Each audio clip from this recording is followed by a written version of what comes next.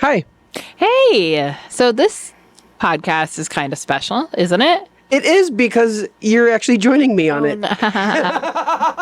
Well, thanks for actually having me on my own podcast. I appreciate it. Welcome. Yeah. Welcome. I feel honored. You've told me that you've felt replaced. Yeah.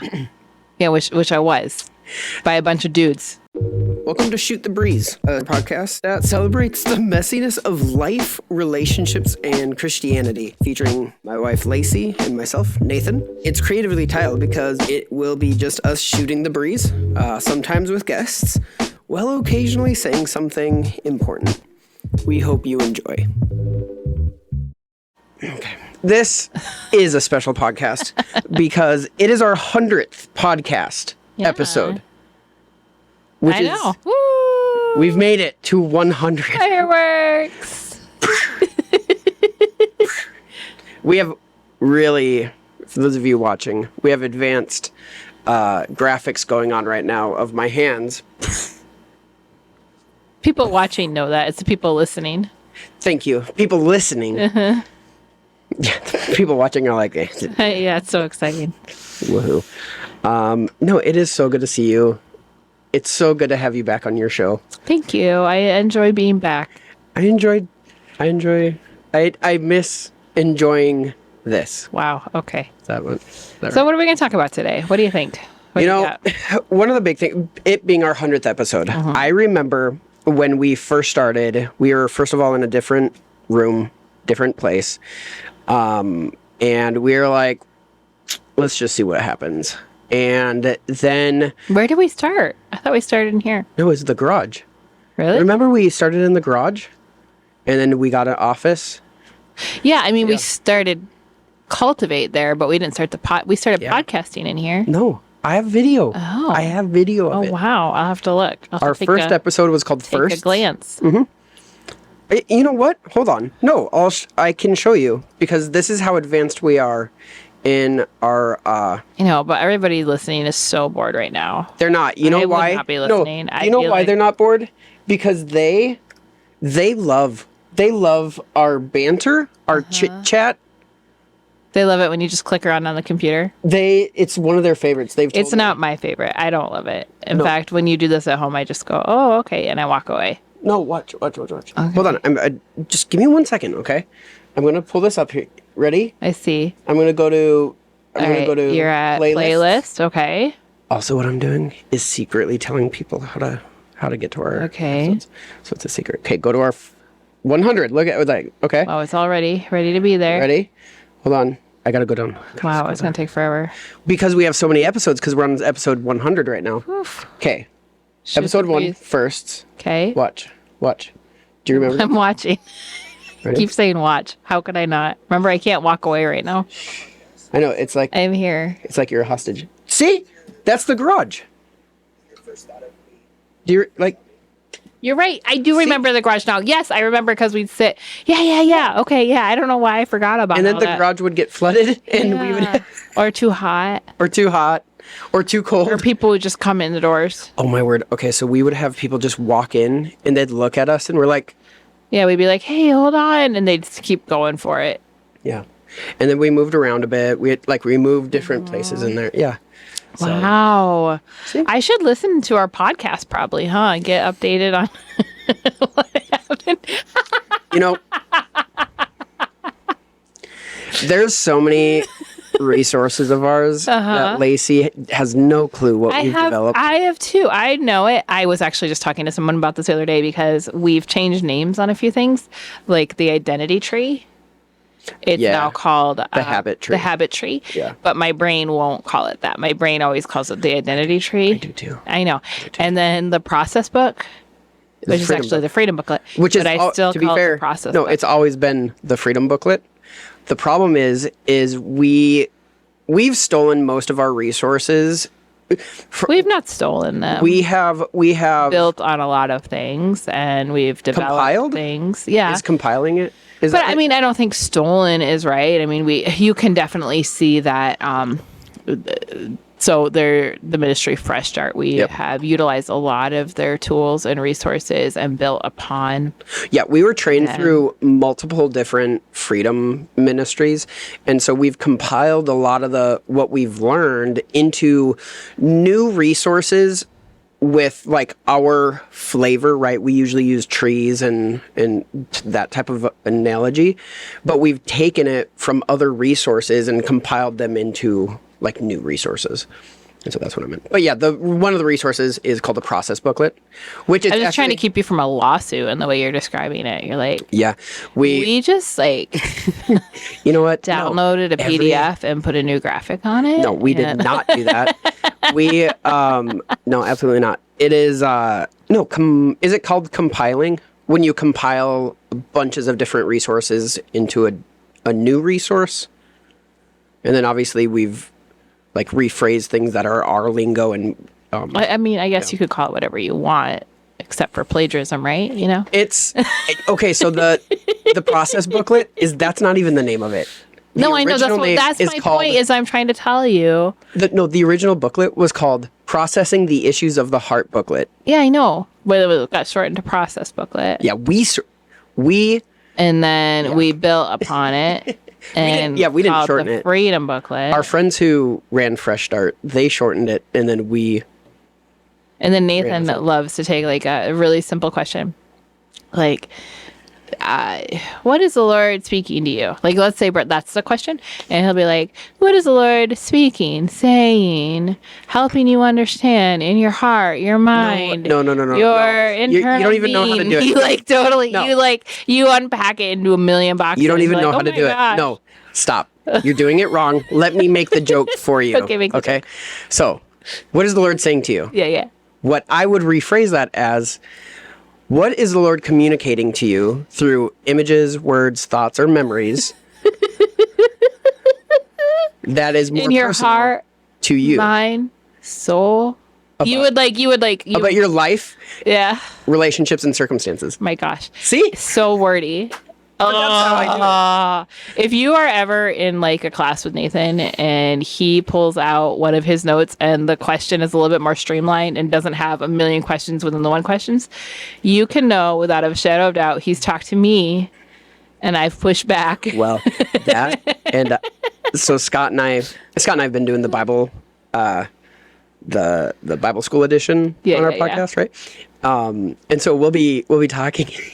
I'll do a question, an initial draft of a question to the peoples, and he'll be like, so do you think you could rephrase that? It's like after the third time, it's like shortened to this like really concise. Question. You need to get together with the translators of the Amplified Bible. You guys could really hit it out of the park. You could just really amplify anything you wanted to. It would look like a volume. It's like the Bible, the 7-volume set. Exactly. Volume 1. In the beginning. Genesis. It's actually a 66-volume set. My gosh.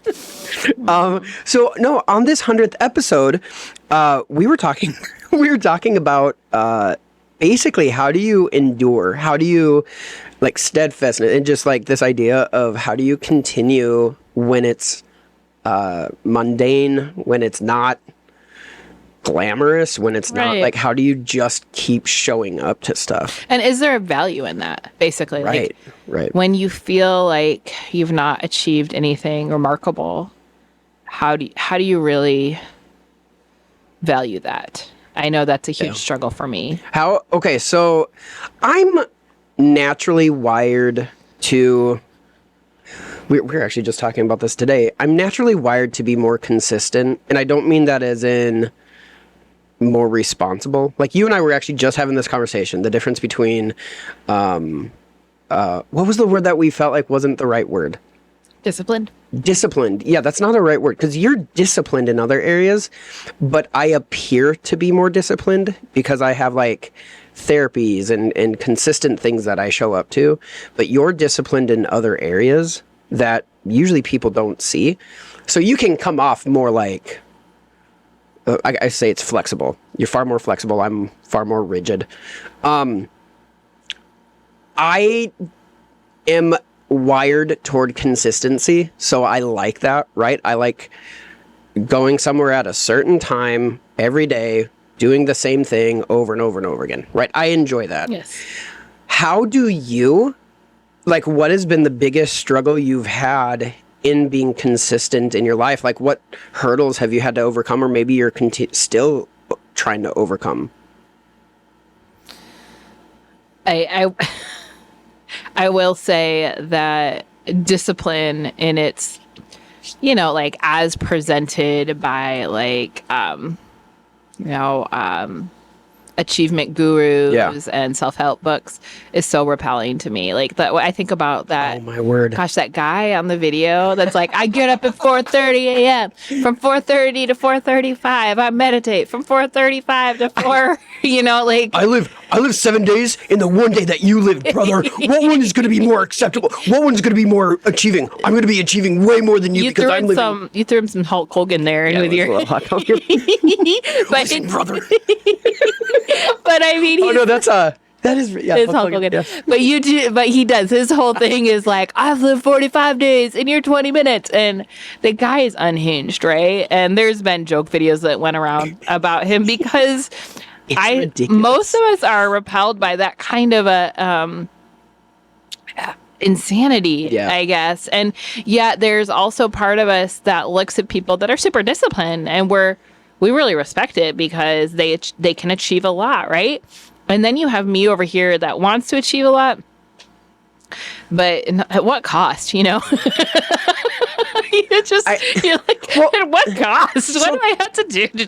No, that's actually a great thing, because it's you said they appear to achieve a lot, but I would argue do they actually achieve healthy goals?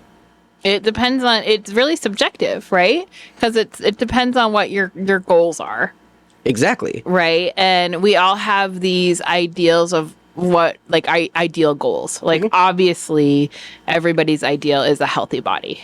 Like, I think we all have that desire to have what we would consider to be a healthy body. And a healthy body, we've been taught, or we've been taught what a photoshopped healthy body looks like. Yeah, I mean, and some people aren't photoshopped. They naturally look that way, or they have worked hard to look that way, Well, and it is hard to spend so many thousands of dollars on plastic surgery. Well, you're not being very fair to people that actually. No, but what I am saying though is culturally, that's the goal. That is. I'm not talking about the few individuals who have just generally culturally appropriate genetics that are for them, right?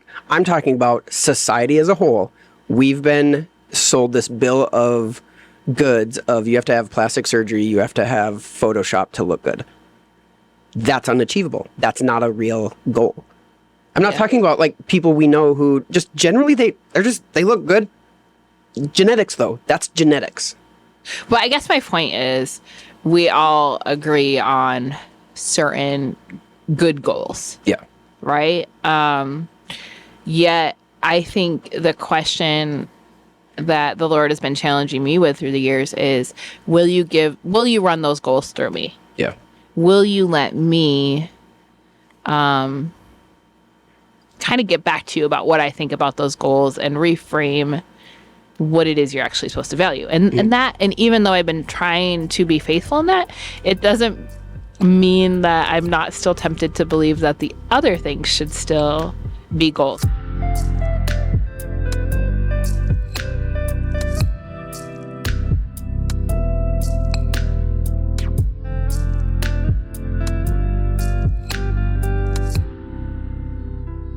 Okay, so I'll give you some real, and I've talked about this before, but some real basic goals are I want my house to look perfect all the time. Mm-hmm.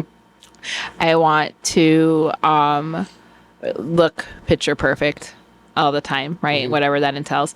I want my children to not only have all their school done, but I want them to be happy. I want them to be healthy. I don't want them to be complaining. I want them to be helpful and kind. I want them to know know things they should know. No things.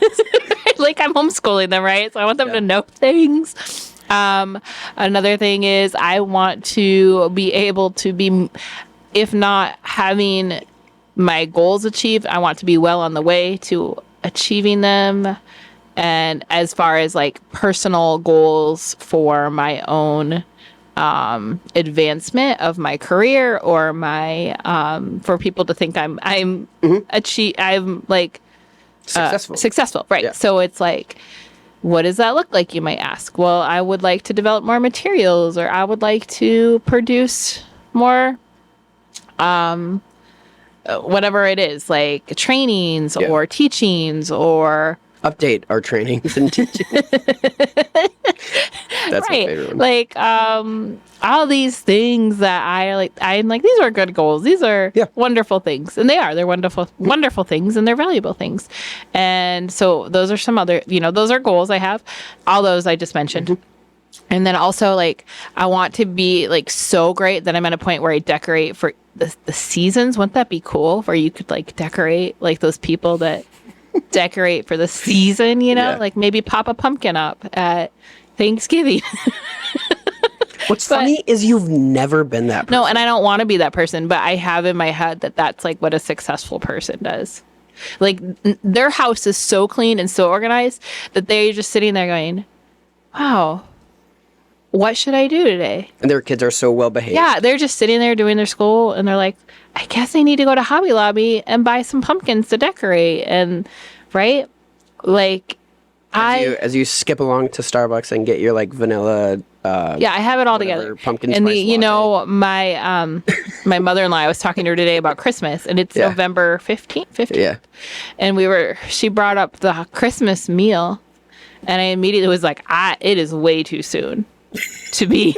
I'm sorry. We're not even past things. There's no way. We're not going to do that. No, but people do, and they create menus, right? But that's the Ari personality. Right. But anyway, like these are goals that, my point is, these are goals that people would agree, those are good goals. Right. Right? Like they're good. That's not bad. But when I get so hyper focused on those being my goals, it's the concept of you try so hard for the good that you forsake the best. Right. Right? And so the Lord, what he's been working on me is, hey, how about you let me get back to you what actually is important here?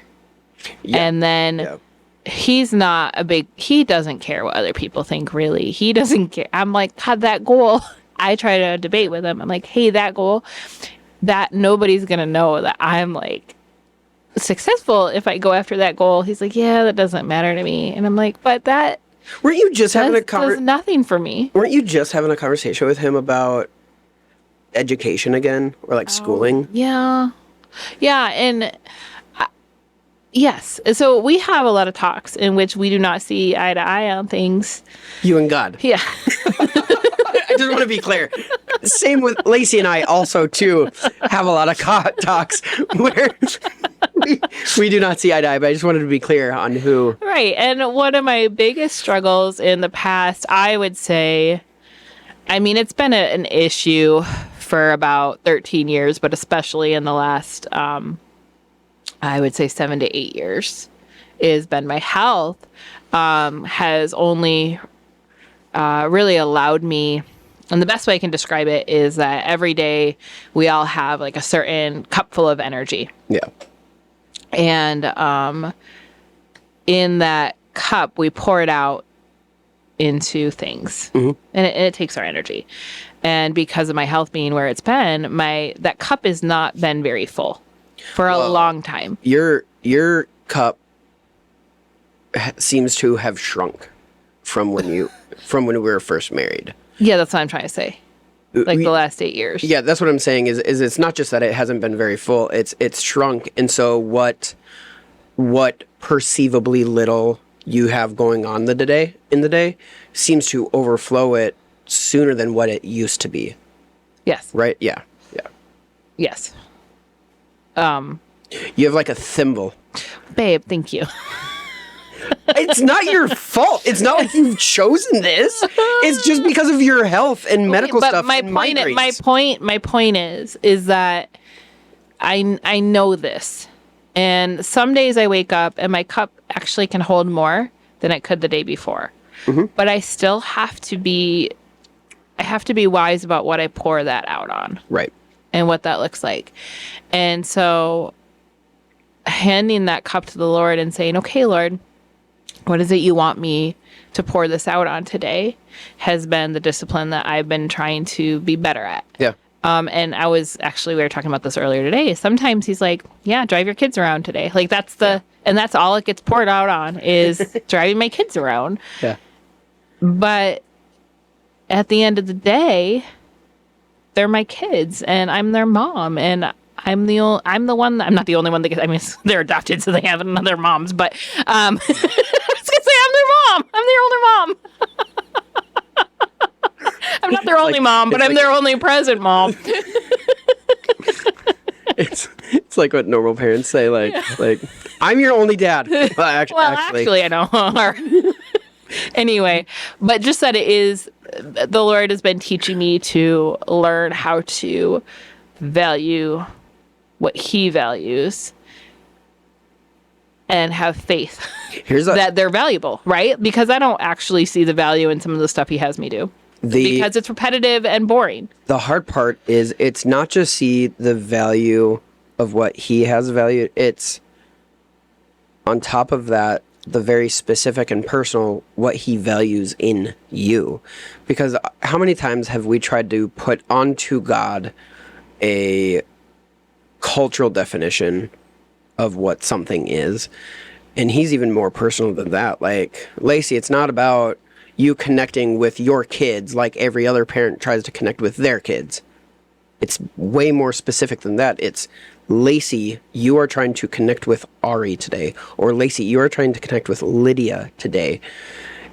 And I guess what I'm saying is when we start to look and evaluate life with the specifics, it does get more personal, and it's harder to be able to compare and judge ourselves of what success is, because we can no longer use cultural success, Christian culture success, social media culture success. Right. We can't hold up ourselves to any other standard and say, well, I don't measure up or I'm better than. Because it's like the other day you had a really good conversation with Lydia. That day, that's success. You know what I mean? Like it's very specific, very personal, and very momentary. It's not, I don't know. Yeah, it's just very, it's hard to judge. Yeah, I'm just thinking, because I think that really the crux of it doesn't come out in the activity. The crux of it comes out in the intent of, am I willing to trust God as to what success is? Yeah. And obedience will always make you successful. Yeah. But if we never stop to ask him what he wants, we're not going to be able to be obedient. Right. Right? Right. And so we can have all these good ideas and all these, and I have all kinds of good ideas and all kinds of vision and all kinds of thoughts. Yeah. And the Lord will be like, that's not actually what I want you to focus on. Right. And so it's the wrestling is, do I lay down my opinions as to what I feel like is good to actually trust God that he has the best? Yeah. And that is a struggle. And that is not, like we were saying, it's not glamorous. It's not something where maybe anybody will ever notice. I remember when I was a kid, my mom made me read this biography about Susanna Wesley. Yeah. And she had, I don't know, like 105 kids. And I don't know, something crazy. No, she had like 19 or she had 17 a crazy amount of kids, yeah. right? And the woman, to get a moment by herself, she'd take her apron and pop it up above her head and pray. And everybody was like, "Ooh, Susanna Wesley, she's so incredible. Look at her." And I legitimately would think to myself, that sounds like a hellish existence. Like, nothing sounds worse than being Susanna Wesley. Like, not only do you have to deal with all those kids, not only do you never get alone time, But here people are trying to prop you up and be like, weren't you so incredible? And I'm like, I did not see it. Like, I remember being a kid and being like, this is terrible. There is no part of me that wants this. And then even like, there's this pastor over in Korea, and everybody would go on about, he has like a huge church, and they go on about his mom and what a prayer warrior she was, and she prayed for him, and she'd get down every night and she'd pray like through the night for him, and all just like what a warrior she was. And I'd still, my reaction would be the same. How terrible. How miserable. That just sounds horrible. And yet that is valuable, and that is what God loves, is the heart to listen to him and to trust him, right, and to do what he's calling you to do. And I never wanted that. I never wanted to be the person that kind of got the pity celebration. Like, oh, look at Lacey. Look at her driving her girls around. She suffered for Isn't it amazing? Like, not that they would say that, but that's kind of the value I put on it. Right. And yet the Lord's like, that's not what I'm focused on. What I'm focused on is, are you going to ask me what I think? Yeah. Are you going to inquire what I want from you? Right. And I still wrestle with that. Like, I still hate it. Like, it's not something where I'm like, yay, what do we get to do today, Lord? Oh, we get to clean up poop. Thank you so much for listening to our podcast. This is one of the many resources we make available for free at our website, cultivaterelationships.com. Our resources have helped people grow in their relationship with God and others. We've seen people set free from uncontrollable anger and paralyzing fear. We've witnessed estranged family members be reunited after working through our freedom booklet. We've helped people build healthy relationship and coping habits through our coaching videos. And all of these resources are made available for free because of the generous support of people like you. If you would like to become a partner, please visit cultivaterelationships.com/support. Now, I hope you enjoy the rest of this episode. Like, I'm not kidding you. We got this dog mat for our dog. And it is, to be clear, it's not a dog, like a potty training It's like a bed. mat. It's like a dog bed. Yeah. It's a dog bed. And I made sure I got it so you could wash it. Yeah. And like, you gotta unzip it, and it fully unzips. Then there's 3 parts inside of it. And then you take it all apart, and then you can wash it. But the bugger, it's atrocious to get back together. Like, it's so bad. Like, you have to just wrestle it to the ground. It takes like half hour, 45 minutes. And I kid you not, we went through a week where somebody was pooping or vomiting on that thing on the daily. Somebody? Well, I don't know. I don't know. Like, it was just, I would go look at it and there'd be poop on it or vomit on it. I don't know what's happening in our house. And so I washed it the first time, and I was like, I'm never doing this again. And then the next day, I'm never doing this again. And I washed it again. And then the third time it happened, I've not put it back together yet. Yeah. It happened, like, the last time I watched it was like a week ago, and the pieces are like, the foam pieces are just in the hallway, and our dog's just been laying in between the pieces. It's been like, our dog's been like cuddling the individual pieces. Because I've been refusing to put it back together.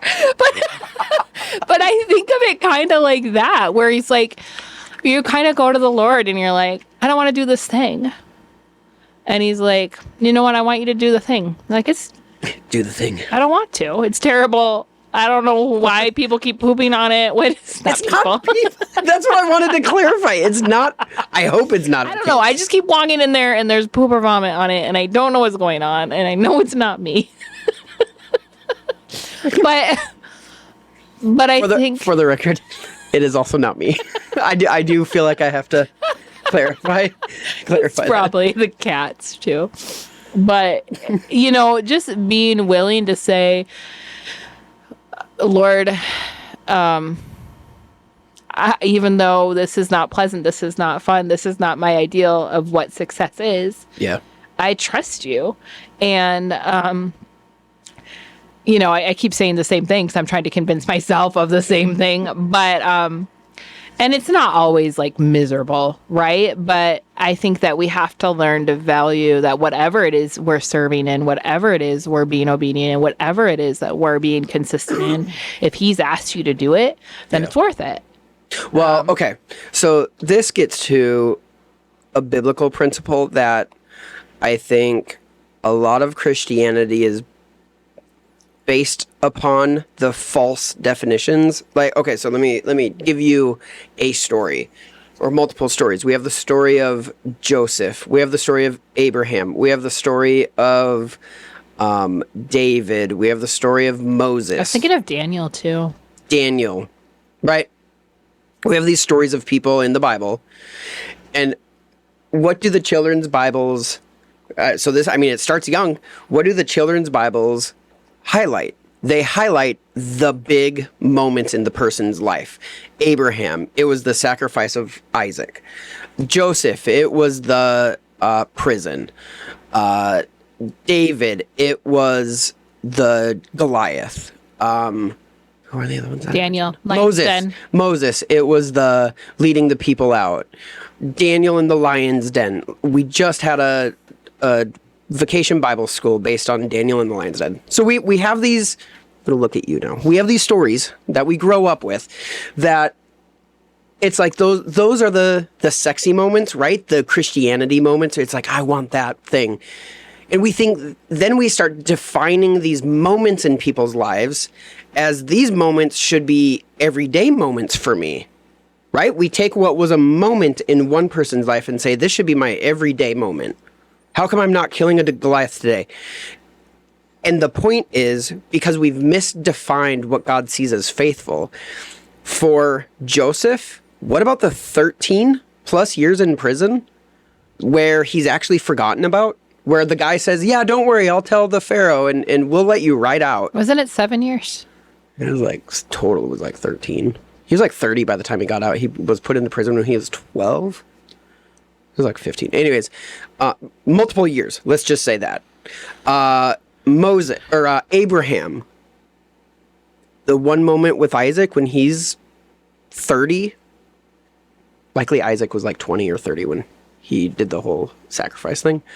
How many years did he have to wait and trust God that a son would come? Right? Like, how many years was he just showing up before God? Like, okay. You know, in kind of to push back a little bit, Abraham had some pretty cool moments with the Lord during his waiting, though. He did. He had 3. Those were pretty cool. He talked to God. 90 years, he had 3 cool moments. To God. He had 3. Like, God was like, hey, buds, and they talked. Okay. How many, in this conversation, how many times have you said the Lord spoke to me? Yeah. But I mean, he was like, no, sitting there. No, we're making, this is exactly what I'm saying. We've made the Bible stories more sexy than I think they are. And I get what you're saying, and I agree with it. David, hold on. I got to finish my series. Okay, sorry. David with Goliath. He's, again, similar, about 12, 13, 14, and he shows up, but he's been in the wilderness with his sheep, chucking rocks at stumps of trees, perfecting his aim. Wasn't he older when he showed up with Goliath? Because I think when he was anointed. 8, right? Anointed at 8. I feel like all your numbers are off. They totally could be. Go look it up. Whatever. It's in the thing. It's in the thing. You know the thing. Point is, I'm talking about years. I'm not talking about these are daily things. Mm-hmm. But how often did David practice his slingshot? It wasn't just like he showed up one day and there was Goliath and he was a perfect marksman. No, he had to practice. He had to show up every day. Well, and honestly, I think a big example you're missing is Jesus, who I was gonna get there. 30 years. Oh, look at that thunder. Stolen. We still didn't conclude on Moses and Daniel, but whatever. No, you know what? Point. You know what? You tell your story. I was just going to say. You know what? I don't even need to be here. Go ahead and finish the podcast on your own. by the faithfulness of Jesus through all those years of just the mundane. And, we really don't have a lot of literature as to what his life looked like that. Yeah. We had a few stories when he was 12, but one story of him messing up when he was 12. Hey. And then when he was just born, there's a story there. But the point still remains, like, all of that for his ministry, that was a few years. And then he was like, bye, catch you on the flip side, How about John the Baptist, the greatest prophet per Jesus' words that ever lived, had a 3-month ministry? Yeah, that's crazy. I honestly, what I think the most about John is the locust and honey bit. Yeah. Don't you think they get old? There's a thing behind it. Oh. It was like part of what a community in the wilderness would do. It was like a prophet thing. Well, I get that. It doesn't make it any more enjoyable. Like, I have never once said, you know what I'm really craving? Bugs and honey. You know what I have a hankering for Yeah, today? right? Like, I don't think I've ever said, man, you know what I'm going for right now? Straight honey.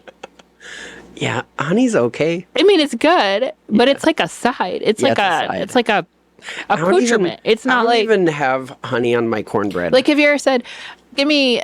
Like, let's even make it more fun than a bug, like a meat. Give me a hunk of meat and some honey. Like, that's not... Okay, hold on. I want to push back on that, and you're dead wrong. Oh. Honey glazed ham. Whew. Meat Okay. and honey. I could dig that. So if we pretend like John was eating honey glazed ham, maybe it makes it more acceptable to modern vernacular. Amen. Amen. Honey ham. Honey ham. I love HEB honey With ham. little legs. Yeah.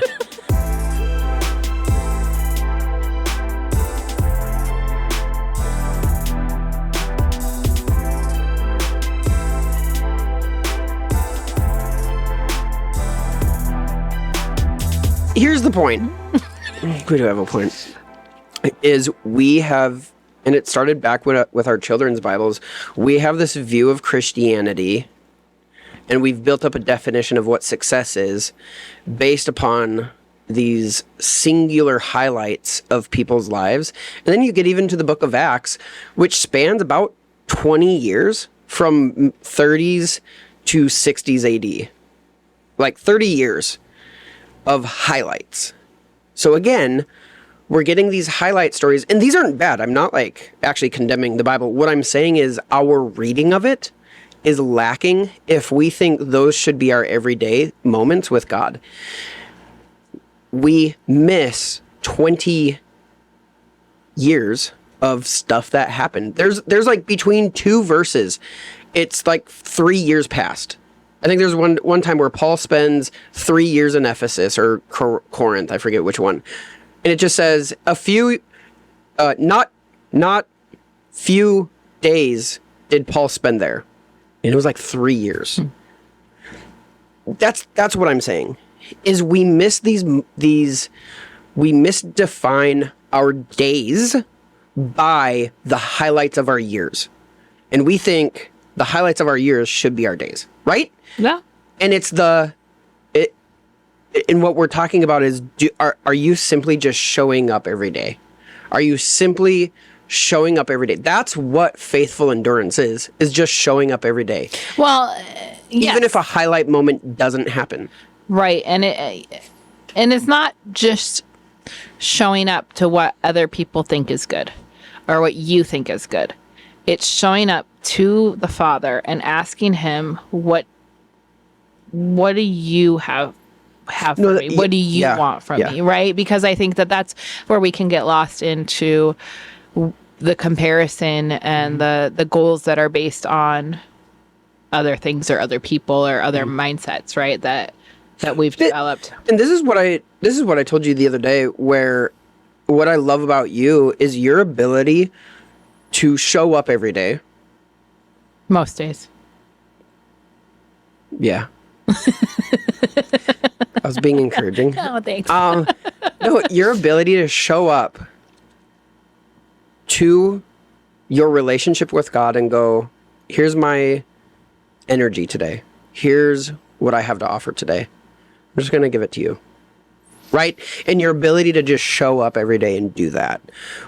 And I know it's been a thing, right? This is not like you got saved and this has been your life, but it is something that you've continually submitted before him. It goes back to what, like, I think you said in your, I forget what podcast, but it was one of the early ones where you had said, there's a moment where you made a decision of, God, I'm going to choose to just trust you, or I'm going to choose to, is dealing with you going into ministry. I forget how you phrased it.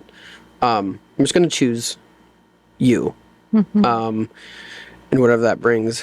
And I think in those moments that we do say that, we think, there might be something. Well, but it didn't look like driving your daughters to work. No, and to be honest, I didn't ever really necessarily get a call to ministry. Yeah. That's not actually what I don't think that's actually a thing. Felt.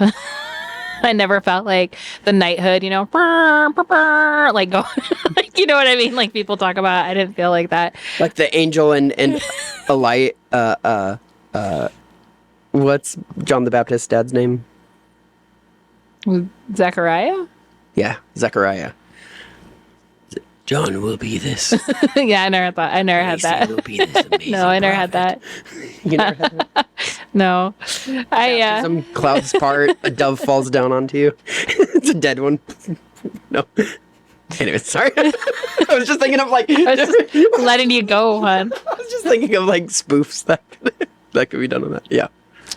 No, I really appreciate that encouragement because it's still, it's not something I have figured out. And I don't know if I ever will. And I don't know if I ever get to see the reward of a lot of things that I tried to trust him in, right? I don't know if that's part of it. But one of the pictures actually that a friend of ours had given us, which I really actually lean on when I'm struggling, is that this idea of sounds kind of cheesy, but this heavenly bank account, right? Oh, yeah. That you're constantly putting deposits into with your prayers and faith and obedience. And you're just trust of what you're doing. And to be clear, this is not, like in the context of this story or his analogy, this is not a bank account of Bible studies you show up to and worship services. It's those private moments. Those private between you and the Lord. Where you say yes. Yeah.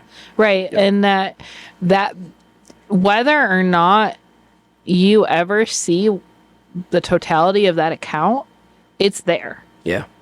And I think that is something that has really encouraged me. And I think because there is a piece of that in which, Nathan and I, for a lot of years, were believing for some big things with this ministry. And the Lord has allowed us in the last year to see incredible things. Like we've been able to see into the account, and it's been incredible. The faithfulness of the Lord just to move based on the prayers and the intent and the obedience that we felt to pour into, that account. And so I think, though, that there's other areas of that account, specifically right now. I'm not going to say that, but specifically in areas of my life that I spend a lot of time on that I don't see a lot of. Yeah. I don't see it. And I just have to trust the Lord. Okay, you have been there in every moment with me. And you have seen me make the hard choice, or you have seen me trust you, or you have seen me lay down my desires. And I think, on the flip side of that, when I'm no longer living in that comparison or performance mindset, like I'm no longer trying to make my goals line up with things I should be doing, it takes such pressure off of me too. Like simply letting a friend come over when not only is my house not decorated for the season, but it's trashed. Like there's dog bed pieces all over, and the kitchen is a mess, and my kids are like in their jams, It's at like 2 in the afternoon. My favorite is hearing from across the house. Oh, good. She's walking by the open door of our bedroom. Yeah. Oh my goodness. Anyway, but to just be like, no, that's not my priority. Right. My priority is this relationship, this friendship, or whatever it is, right? I mean, that's just the example I think about right now. Right. But I mean, it could be as simple as, you know what, my priority isn't making sure that I get XYZ done because the Lord's told me to sit with my daughter and talk about Christmas. Yeah. You know? Yeah. Really exciting. Like... And we don't mean like the meaning of Christmas. No, or like why she can't get a laptop. Yeah. Yeah, just want to make sure we have giving you correct definitions. I think they know. I was going to say, so even with, so you had said the Lord has given us some of our promises and things that we're seeing take place. Mm-hmm. That is not without, though, us continually resubmitting what we believe are promises he's given us and resubmitting them back to him. Well, and I don't think I phrased it that way.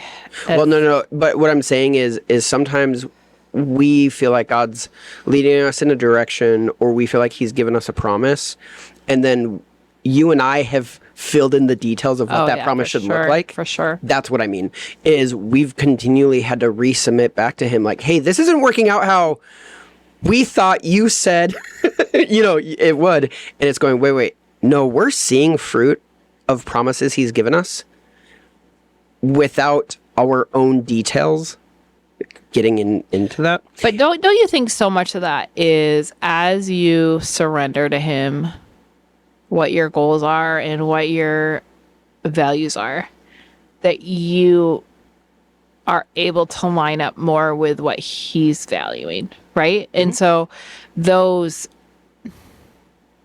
things that you thought were promises, maybe even, that you just you didn't see it fully. You maybe got a glimpse of it, or you had a idea of it, but you weren't valuing in the same way that he was. And as you surrender, as you come into alignment with his will in it, he starts to show you the bigger picture. Right? Because I think that's what's so hard about holding so tightly to promises or holding so tightly to visions or dreams, is that if you do that, you don't allow him to shape it. Yeah. Or bring in the people who will help make that promise a fulfillment. Yeah, or even define that promise. Let him define that promise. Yeah. Yeah, that's what I'm talking about, is you usually will get an idea of what God's speaking to us, like a feeling, like a guttural, I think God's going to be doing something like this. And then our brains start filling in those imaginative details. And then as years go by, we're like, those imaginative details are not taking place, and we're missing the actual promise being fulfilled. That's what I mean. Right. But I mean, it's like, on the other hand, we are supposed to be dreaming and envisioning and having big dreams. I know. I think though, but what I'm trying to say is, you can't make it a method. You have to keep it in context of relationship. I think we've talked about dreaming and believing for promises. I think that what I'm saying is this is not a balanced podcast. No, like it's not. This episode is not a balanced episode. Right now, what we're talking about, we're in the 100th episode. We're talking about how do you stay faithful when it's like, how do you judge success when all you feel like you're doing every day is just saying yes to God, and it's just like, again, yes, I'll show up again. That is actual success. Like, that is it. You're saying yes to him. So. Well, I was thinking today we took Nathan to, actually he drove, but I rode in the car as he drove himself to his PFT appointment. I don't know why when you said we took Nathan, it's like this, like like we're in a horse and carriage and we're both taking church. I don't know why I had that vision. We did not take a horse and carriage. We took a car down to San Antonio. We went to town today. Father, can we go to town? That's the picture I had. It was like, we got coffee, guys. We got coffee twice. I know, we're like real ballers today. God is really answering our dreams. It was fun.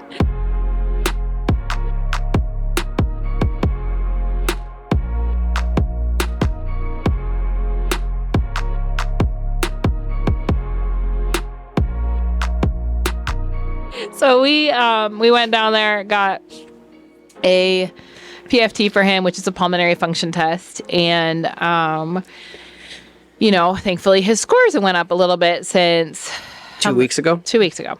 And and they had declined, right? So this was really important that they go back up.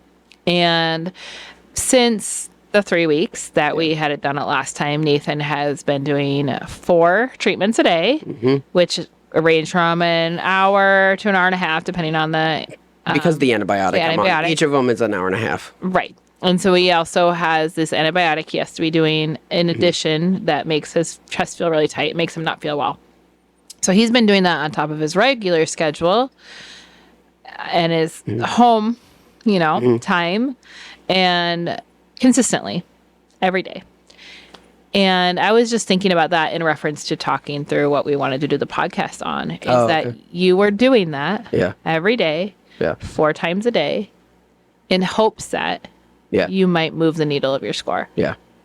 And it was really funny because he did a few puffs of his inhaler before we went into the PFT, and I told him he couldn't cram for his test anymore, right? But he got pretty defensive.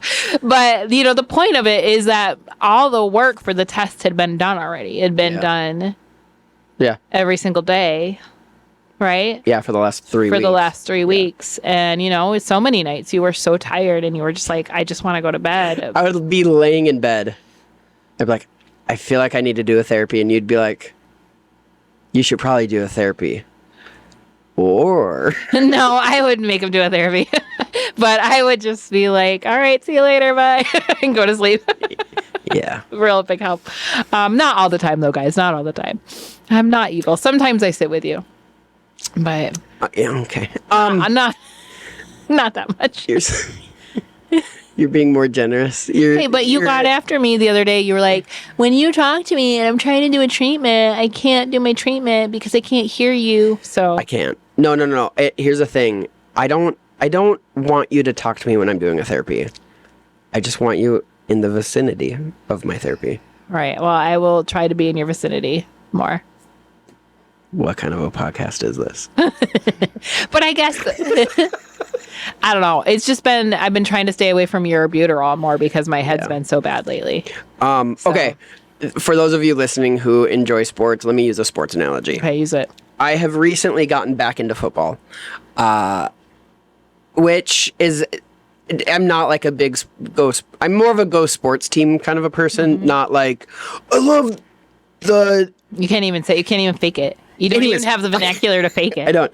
So here's the thing. I've been watching, we have we don't have any TV channels. All I have is Prime. And so I've just been watching the Thursday night football on Prime. Like that's the full game that I watch is whatever. We need to tell people we don't have TV anymore, like my parents do. We don't, I mean like we do have TV. We have streaming. That's what I'm saying is all we have but is they Prime. always tell people they don't have TV anymore when they have these streaming channels. Oh, that's true. Yeah, they like, or they're vegan and they eat bacon. No, that was in the beginning. Mom doesn't do that anymore. Exactly. It happened though. That's the point. So anyways, it's like on Thursday night, it's like a 5-hour game because with like commercial breaks, with not everything is like this amazing play. Like some of them, it's just like, it like peters out and it's just not amazing plays. 5 hours. Gosh. Or also what I've been doing is getting into the like 15-minute highlight games where it's just like the whole game, but it's shortened to 15-minute highlights, which are way more fun for me because it's all the best plays of that game. And you get all of the scores, you get all of the, highlights. You get the big stuff, interceptions, whatever. Those are way more fun for me. if I went into watching my Thursday night football game thinking it was going to be like 5 hours of the 15-minute highlight reel, I'd be sorely disappointed. Right? Do you know what I'm saying? Yeah, I don't find football interesting, so I kind of glazed over a little bit. You glossed Sorry, over. yeah. So like a donut. I glazed over. That's the whole thing, though, is what we're saying is Christianity is like the full football game with the commercial breaks and everything that are dumb. Wow. No, that's it. No, How many times do we... That's what like a highlight reel is, and that is what the Bible is. The Bible is the 15-minute highlight reel of faithful people who are showing up every day to God. We don't even, like, the football game doesn't even include the practices and the time in the gym and the time of eating right and whatever steroids they're taking. Anyways, it's mean. It's also accurate. Right? We don't even get that part of the player's life. And yet we read the Bible like everything is all included in the scriptures of the person's life, and it's not. And I think that's what we're saying, is it sets us up for a failure in our defining of what our Christian life should be, when the majority of the time, and I'm talking about 99.9%, 364.5 days out of the year, it is, are you just showing up? Are you just showing up? Are you just showing up that morning before God to go, what does my day look like today with you? What does my conversation with my wife look like with you? What does that time with my boss look like? I have that meeting today. What do I do in that meeting? I have these accounts that I have to balance today. God, how do you want me to? I have to have this one discussion with this employee, possibly fire him. God, what does that conversation look like with you in it? Like, that's what I'm saying is we all have lives and jobs, and those of us who are not full-time ministry, like it's a paid, thing, like you have your family, your job, and then if you're volunteering for a church, like you have things in your day. That is your Christianity. The question is, are you just in what we mean by showing up is, are you showing up to where God is at in those moments? If you work at the grocery store, are you showing up to God in the grocery store? If you work at a mechanic shop, are you showing up to God in that mechanic shop? Does that make sense? Am I saying that right? Yeah, I like driving our girls to dance. Are you showing up with God within that space of driving the girls to the dance? Like that's what I'm saying is the mundane, the right. boring, And I think we've turned